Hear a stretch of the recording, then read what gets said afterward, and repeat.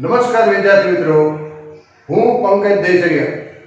આપણે ધોરણ 11 નું પહેલું પ્રકરણ સમજી રહ્યા છીએ. આની પહેલા ઓલરેડી બે ભાગમાં આપણે પહેલા ભાગમાં અર્થશાસ્ત્રનો અર્થ અને બીજા ભાગમાં અર્થશાસ્ત્ર અંગેનું ભારતીય ચિંતન એના વિશે આપણે વિસ્તારપૂર્વક સમજૂતી મેળવી. આજે આ ચેપ્ટરના ત્રીજા ભાગમાં પશ્ચિમમાં અર્થશાસ્ત્રનો ઉદ્ભવ અને વિકાસ કઈ રીતે થયો, કયા કારણોસર થયો એની વિસ્તારપૂર્વક આજે આપણે સમજૂતી મેળવવાના છીએ. અને મારી વિનંતી છે કે અંત સુધી તમે જો આ વિડીયો જોશો તો તમારો આ કોન્સેપ્ટ એકદમ ક્લિયર થઈ જશે. અને હજુ સુધી જો અમારી ચેનલને લાઈક, શેર કે સબસ્ક્રાઇબ ન કરી હોય તો કરતા રહેજો કે જેથી મારા આવનારા તમામ વિડીયોનું નોટિફિકેશન તમને ઝડપથી મળી જાય. તો આવો આપણે સમજીએ આજનો ટોપિક. પશ્ચિમમાં અર્થશાસ્ત્રનો ઉદ્ભવ અને વિકાસ કેવી રીતે થયો એ પ્રશ્ન મોટા પ્રશ્નોમાં પણ પૂછાઈ શકે. માટે આવો સમજીએ. તત્વચિંતક એરિસ્ટોટલે ઓઇકોનોમિકામાં આર્થિક ચિંતન રજૂ કર્યું. આપણે જાણીએ છીએ કે યુરોપમાં, ગ્રીકમાં એરિસ્ટોટલનું નામ ખૂબ જ જાણીતું છે. એ મલ્ટી ટેલેન્ટેડ પર્સનાલિટી હતા. જેવી રીતે ભારતમાં કૌટિલ્ય ચાણક્યએ આર્થિક વિચારો આપણને આપ્યા હતા, એવી રીતે ગ્રીકમાં જે વિચારો આપ્યા એ હતા એરિસ્ટોટલ. આપણે જાણીએ છીએ કે કૌટિલ્ય ચાણક્ય અને થોડું કમ્પેરિઝન આપણે કરી લઈએ એટલે સમજવામાં સરળતા રહે. ભારતમાં જ્યારે કૌટિલ્ય ચાણક્યનો સમય હતો, ઈસવીસન પૂર્વે 375 થી 283 એ સમયગાળો, અને એવી જ રીતે ગ્રીકમાં એરિસ્ટોટલનો સમયગાળો ઈસવીસન પૂર્વે 385 થી 323. અને એટલા માટે આપણે કહી શકીએ કે ચાણક્ય લગભગ 92 વર્ષ જીવ્યા અને એરિસ્ટોટલ 62 વર્ષ, અને ચંદ્રગુપ્ત મૌર્યના સમયમાં પણ એ બંને મળેલા હતા.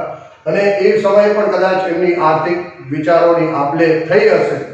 અને એટલા માટે આપણે કહી શકીએ કે ભારતમાં કૌટિલ્ય ચાણક્યએ આર્થિક વિચારો આપ્યા અને યુરોપમાં એરિસ્ટોટલે સૌથી પહેલા આર્થિક વિચારો આપ્યા. પરંતુ ખાસ વિસ્તૃત ચિંતન ઔદ્યોગિક ક્રાંતિ બાદ યુરોપ અમેરિકામાં શરૂ થયું. આપણે જાણીએ છીએ ઔદ્યોગિક ક્રાંતિનો સમયગાળો 1750 થી 1830 દરમિયાન, કે જે સમયગાળા દરમિયાન યુરોપ અને અમેરિકામાં નવા યંત્રોની શોધ થઈ. એના પરિણામે ઉદ્યોગ જગતમાં મોટું પરિવર્તન આવ્યું. પહેલા જ્યાં શ્રમ દ્વારા ઉત્પાદન થતું હતું ત્યાં મૂડીનો એટલે કે યંત્રોનો વધારે ઉપયોગ શરૂ થવા લાગ્યો અને મોટા પાયે ઉત્પાદન શરૂ થયું. અને બહુ મોટું પરિવર્તન એ આવ્યું કે ઔદ્યોગિક ક્રાંતિ બાદ ઉદ્યોગોમાં સૂક્ષ્મ શ્રમ વિભાજન અને વિશિષ્ટીકરણ થયું. દરેક કામ માટે સ્પેશિયલ કોઈ વ્યક્તિ હોય અથવા યંત્ર હોય એના દ્વારા કામ શરૂ થવા લાગ્યું. અને આ પ્રશ્ન પણ તમને ટૂંકા પ્રશ્નમાં આવી શકે કે સૂક્ષ્મ શ્રમ વિભાજન અથવા વિશિષ્ટીકરણ એટલે શું, એનો અર્થ આપો. તો આપણે કહી શકીએ કે કોઈ એક કામ એક જ વ્યક્તિ દ્વારા થાય અને તેમાં તે કુશળતા મેળવે તો તેને આપણે વિશિષ્ટીકરણ કહીએ. ઉદ્યોગોમાં વિશિષ્ટીકરણ થયું.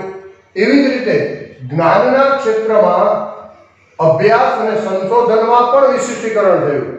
ત્યાં સુધી મોટે ભાગે યુરોપ અમેરિકામાં જનરલ સ્ટડી થતી હતી બધી, પણ હવે ઔદ્યોગિક ક્રાંતિ બાદ જ્ઞાનના ક્ષેત્રમાં પણ ચોક્કસ વિષયમાં લોકો કામ કરવા લાગ્યા. પરિણામે વિજ્ઞાનની જેમ સામાજિક શાસ્ત્રોમાં પણ વૈજ્ઞાનિક પદ્ધતિથી અભ્યાસ શરૂ થયા. પહેલા રેન્ડમલી અભ્યાસો થતા હતા, પણ સાયન્ટિફિક મેથડ થ્રુ સ્ટડી થવા લાગી. પ્રયોગોને આધારે, ચકાસણીને આધારે એક્સપેરિમેન્ટ કરવા લાગ્યા. અને ત્યાર પછી વ્યવસ્થિત સામાજિક શાસ્ત્રો હોય, પછી સમાજશાસ્ત્ર હોય, મનોવિજ્ઞાન હોય કે અર્થશાસ્ત્ર હોય, તેમાં પણ વ્યવસ્થિત પદ્ધતિસરનું સંશોધન થવા લાગ્યું અને એ રીતે અભ્યાસો શરૂ થયા. ઔદ્યોગિક ક્રાંતિ બાદ યુરોપમાં આધુનિક યંત્રો દ્વારા મોટા પાયે ઉત્પાદન થતા આર્થિક સત્તાનું કેન્દ્રીકરણ અને મોટું મૂડી રોકાણ નવી આર્થિક સામાજિક વ્યવસ્થા ઊભી કરવાનું માધ્યમ બન્યું. અને એટલા માટે વિદ્યાર્થી મિત્રો આપણે કહી શકીએ કે ઔદ્યોગિક ક્રાંતિ બાદ યુરોપમાં મૂડીવાદની સ્થાપના થઈ અને એના સ્થાપક પણ એડમ સ્મિથ જ માનવામાં આવે છે. કારણ કે આપણે જાણીએ છીએ ઔદ્યોગિક ક્રાંતિ થઈ ત્યારબાદ યુરોપ અમેરિકામાં ખૂબ જ ઓછા સમયમાં વધુ ઉત્પાદન થવા લાગ્યું. હવે માસ પ્રોડક્શન થવાને કારણે ત્યાં ઉત્પાદનનો ભરાવો થયો. ઉત્પાદનનો ભરાવો થતાં ત્યાંના રાજાઓએ, ત્યાંની કંપનીઓએ સંયુક્ત રીતે પ્રયાસ કર્યા કે એમના ઉત્પાદનને દુનિયાના દેશોમાં વહેંચવામાં આવે કે જ્યાં વસ્તી વધારે હોય, જેથી કરીને એમના દેશમાં બેરોજગારીની સમસ્યા નાથી શકાય અથવા એને ટાળી શકાય. અને એટલા માટે ત્યાંના રાજા અને ત્યાંના ઔદ્યોગિક સાહસિકો હતા અથવા મૂડીરોકાણકારો હતા, ઉદ્યોગપતિઓ હતા, એ લોકોએ સંયુક્ત રીતે વિશ્વમાં વેપાર કરવાનું અભિયાન શરૂ કર્યું. અને એના પરિણામે આફ્રિકા અને એશિયાના દેશોમાં યુરોપ અને અમેરિકાના વેપારીઓ ગયા, ત્યાંની કંપનીઓ ગઈ અને ત્યાં વેચાણ શરૂ કર્યું. એશિયા અને આફ્રિકાના દેશોમાંથી જે ધનનો પ્રવાહ યુરોપ અને અમેરિકા તરફ ગયો, ત્યાર પછીથી યુરોપની સમૃદ્ધિમાં વધારો થયો અને એડમ સ્મિથને એ અંગેનો અભ્યાસ કરવાની આવશ્યકતા ઊભી થઈ. એવી જ રીતે ભારતમાં પણ આપણે જાણીએ છીએ વેચાણ કરવા માટે ઈસ્ટ ઇન્ડિયા કંપની જેવી અનેક કંપનીઓ વેચાણ કરવા માટે આવવા લાગી.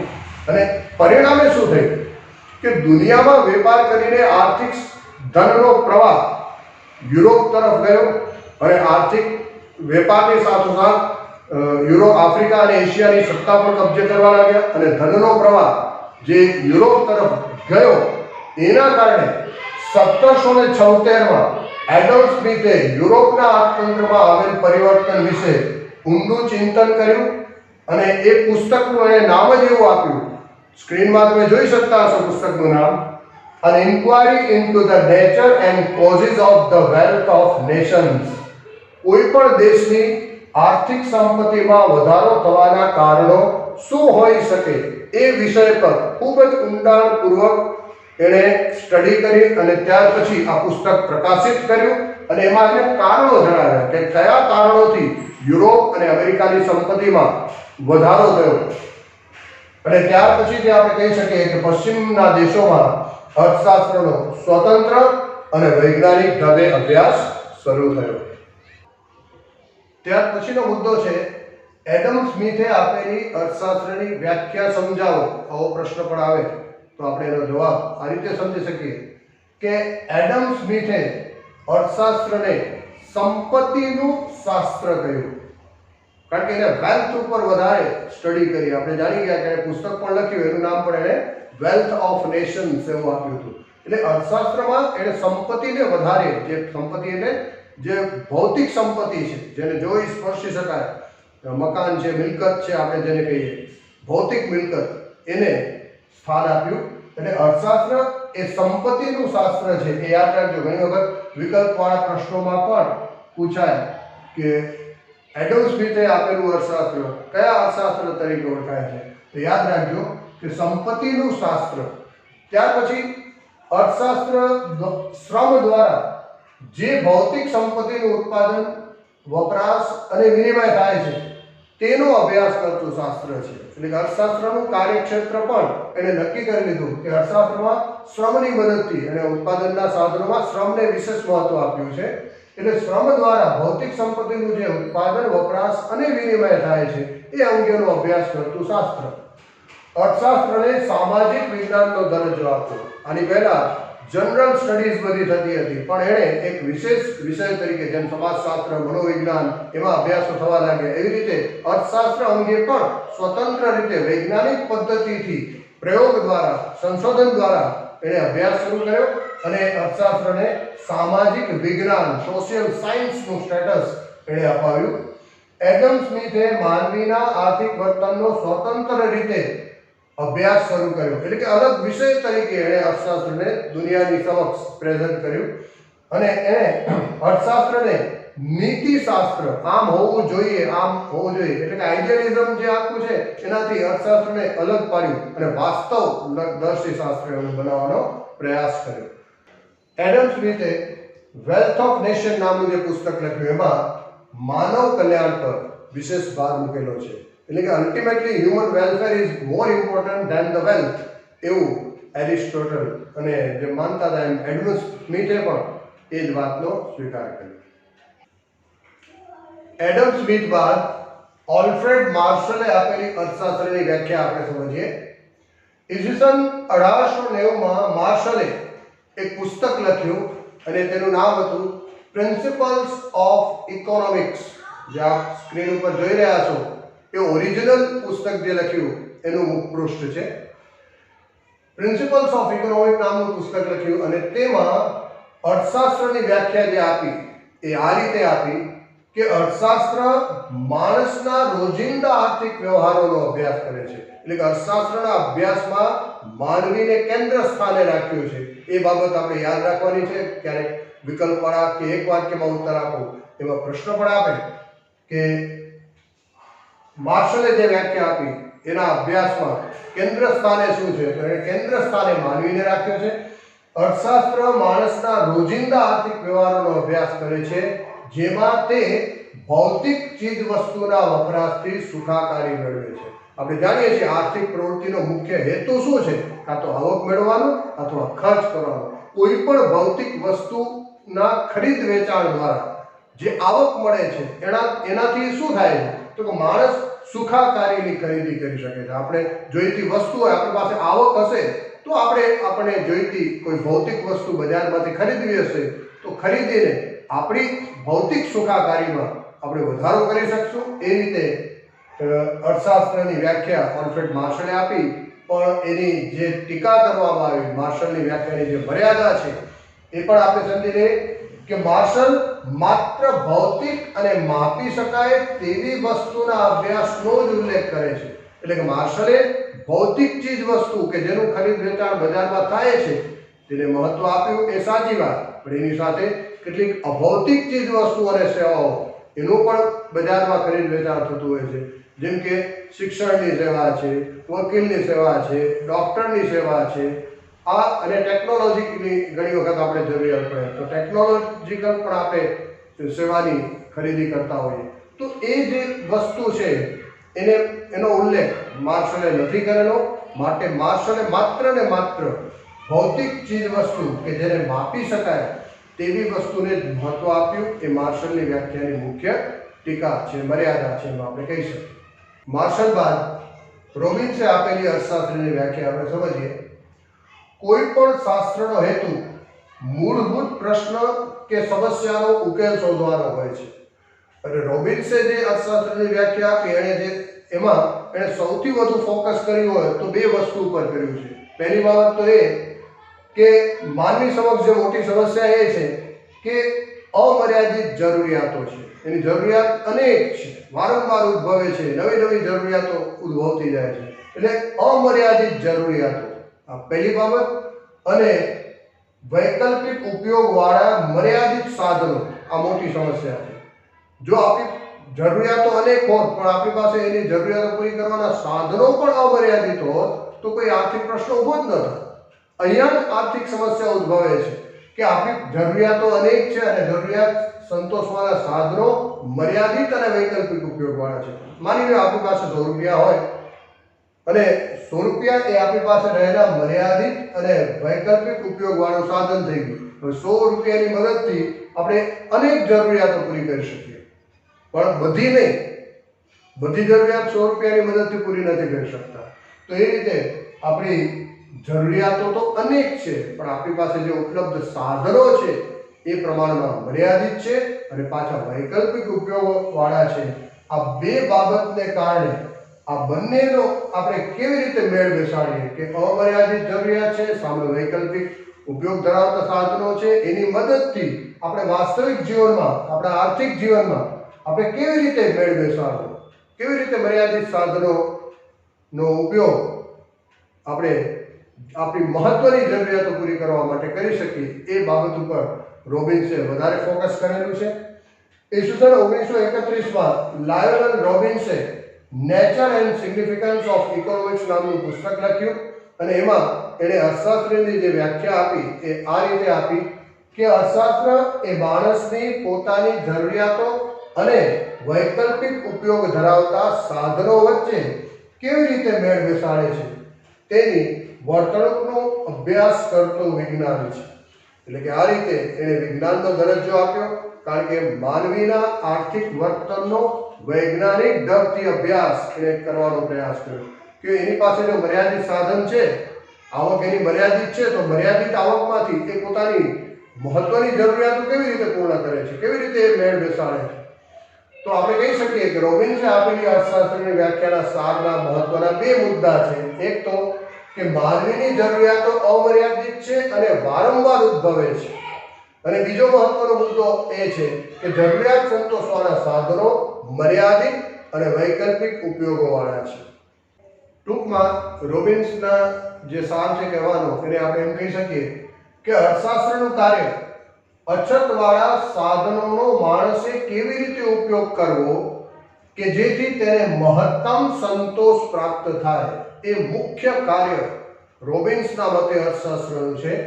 આમ રોબિન્સે અર્થશાસ્ત્રને વાસ્તવિક વિજ્ઞાનનો દરજ્જો આપ્યો. રિયાલિસ્ટિક સાયન્સ એટલે કે એને આદર્શ વિજ્ઞાનથી અલગ કર્યું. આમ હોવું જોઈએ, આમ થવું જોઈએ, આમ કરવું જોઈએ એ નીતિશાસ્ત્રથી અર્થશાસ્ત્રને અલગ પાડ્યું અને રિયાલિસ્ટિક સાયન્સ જેને કહીએ આપણે વાસ્તવલક્ષી વિજ્ઞાન તરીકે અર્થશાસ્ત્રને રોબિન્સે રજૂ કર્યું.